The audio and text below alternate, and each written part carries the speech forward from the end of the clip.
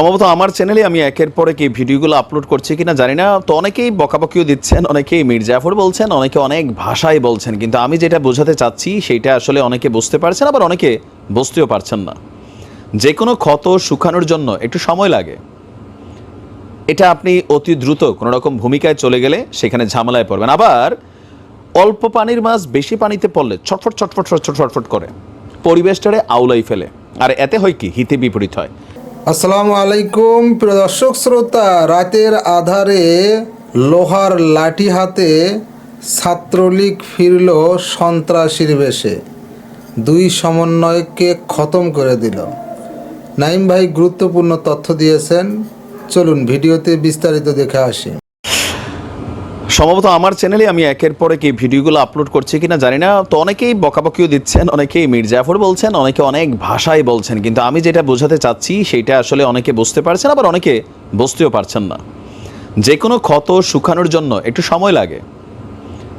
এটা আপনি অতি দ্রুত কোনো রকম ভূমিকায় চলে গেলে সেখানে ঝামেলায় পড়বেন। আবার অল্প পানির মাছ বেশি পানিতে পড়লে ছটফট ছটফট ছটফট ছটফট করে পরিবেশটারে আউলাই ফেলে, আর এতে হয় কি হিতে বিপরীত হয়।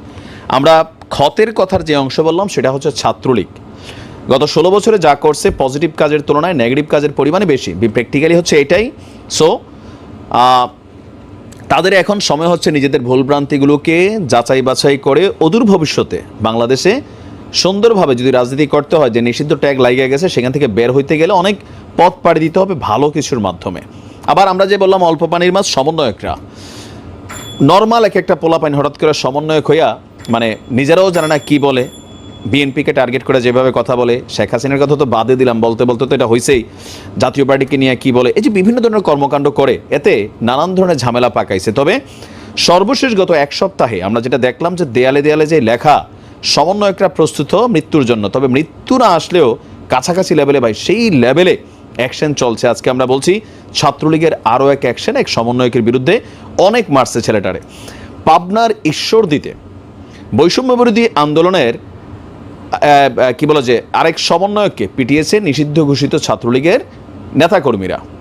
1 মাস আগে কিন্তু একবার একজনকে মারছিল, 1 মাসের মাথায় এসে দ্বিতীয় জনকে ধরলো। রাত 10টার দিকে ঈশ্বরদী সরকারি কলেজের সামনে, আপনার যে গেটের সামনে, পৌর যুবলীগের সভাপতি আলাউদ্দিন বিপ্লবের ব্যক্তিগত কার্যালয়ের পাশে হামলার এই ঘটনাটি ঘটেছে।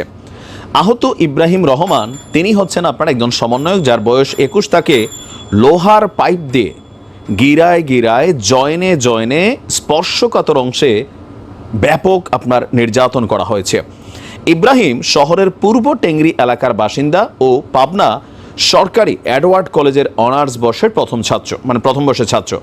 হামলায় অভিযুক্তরা হচ্ছেন নিষিদ্ধ ঘোষিত ছাত্রলীগের পৌর শাখার শাকিল হোসেন ওরফে পাতি শাকিল, রিফাত হোসেন এবং তাদের সহযোগী আর কয়েকজন। পাতি শাকিল সিয়াদায়া আমাদের বাংলাদেশে আবার পোলাপানের মধ্যে এটা একটা ভাব আছে, কানকাটা রমজান, স্ক্রুডিলা উমক, তারপর হচ্ছে পাতি শাকিল, হ্যাঁ চাপাতি উমক থাকে না, বল্টুস উমক, এরকম কিন্তু নাম আছে। তো আহত সমন্বয়ক বলছে তার বন্ধু শান্তকে নিয়ে সরকারি কলেজ গেট সংলগ্ন চায়ের দোকানে তারা চা পান করতে যায়। এই সময় অতর্কিত পাতি শাকিল ও রিফাতের নেতৃত্বে বেশ কয়েকজন লোহার পাইপ, চাপাতি, পিস্তল হাতে তার উপর হামলা করেন এবং সেখানে তারা পিটিয়ে ইব্রাহিমকে আহত করে রাস্তায় ফেলে দিয়ে যান। এই সময় শাকিল পিস্তল বের করে ইব্রাহিমকে গুলি করার চেষ্টা করে, কিন্তু দোকানদাররা অস্ত্রধারী শাকিলকে বাধা দেয়। পরে তাকে উদ্ধার করে ঈশ্বরদী উপজেলা স্বাস্থ্য কমপ্লেক্সে নেওয়া হয়। আর চিকিৎসক যিনি আছেন তাবাসসুম স্বর্ণা, তিনি বলছেন ইব্রাহিমকে ব্যাপক মারা হয়েছে। তো পরবর্তী সময় চিকিৎসা দিয়ে বাড়িতে পাঠানো হয়েছে। আর আমাদের ওসি ইনচার্জ শহীদ ভাই বলছেন হামলার খবর পেয়ে ঈশ্বরদী সার্কেলের অতিরিক্ত পুলিশ সুপার তিনি আপনার ঘটনাস্থল পরিদর্শন করেছেন। অপরাধীদের ধরতে আপনার অভিযান শুরু হয়েছে। গত বছরের 21শে ডিসেম্বর দুপুরেই ছাত্রলীগ নেতা শাকিলের নেতৃত্বে 7-8 জন বৈষম্য বিরোধী ছাত্র আন্দোলনের আরেক সংগঠক তানজিদুর রহমান দিহানকে পিটিয়ে আহত করে। তার মানে পাতি শাকিল পাবনাকে গরম করে রাখছে ছাত্রলীগের এই নেতা।